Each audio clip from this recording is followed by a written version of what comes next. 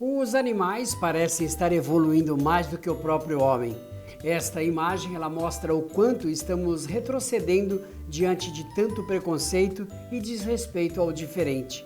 Que bom seria se pudéssemos, ao menos, reaprender com eles.